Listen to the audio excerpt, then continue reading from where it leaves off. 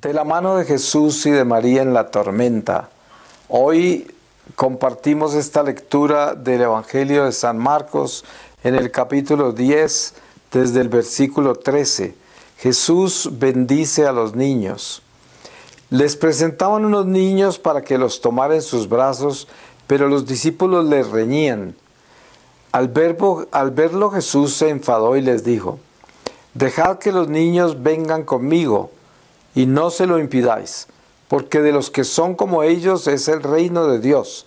En verdad os digo, quien no reciba el reino de Dios como un niño, no entrará en él.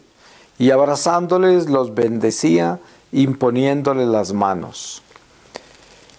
Pues tenemos que pensar muy bien en lo que quiere decir Jesús, porque por muy sabio que sea el teólogo, ha habido mucha pobreza en la exégesis de este pasaje, porque realmente es una gran responsabilidad presentar la realidad de lo que Jesús nos pide cuando dice que seamos como niños. Porque nos pasa lo de Nicodemos cuando Jesús le dijo que debíamos nacer de nuevo del Espíritu. Y él se preguntaba, ¿cómo hace un hombre viejo para regresar al vientre de su madre? Porque eso era lo más que podía dar. Él no trascendía su teología hacia el Espíritu. Era una teología carnal, terrenal, racional. Y la mayoría de nuestros teólogos, desafortunadamente, son intelectuales, no son espirituales, y todo lo toman literalmente y tienen muy bonitas explicaciones, muy estructuradas, y sin ningún error teológico que podríamos decir, pero sin la profundidad necesaria para poder uno asimilar y entender qué es ser como niño. Porque no es ser infantil, sino ser como niño. Y ser como niño es morir a sí mismo. Eso es lo que es. ¿Y qué es morir a sí mismo? Porque esta palabra es muy grande, se puede decir mucho, pero ¿quién la puede explicar? ¿Cómo se hace eso?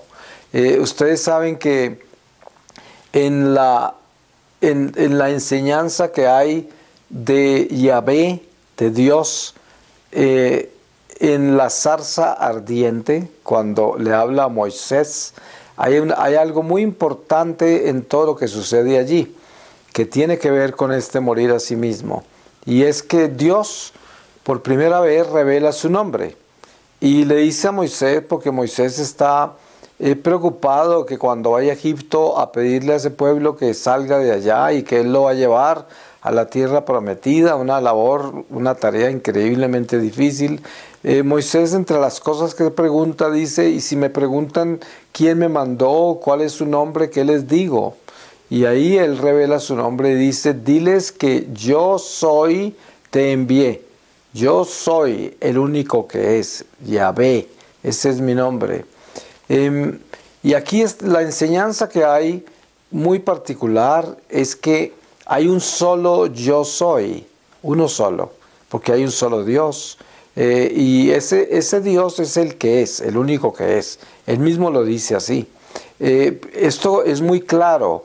Si Él es el único que es, eso quiere decir que nosotros no somos. Para que nosotros seamos, Él tiene que ser en nosotros. Por eso San Pablo dice: ya no soy yo el que vive, sino Cristo que vive en mí.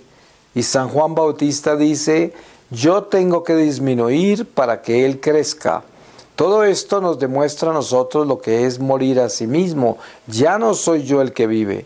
Eso quiere decir, ya no soy yo, sino Él.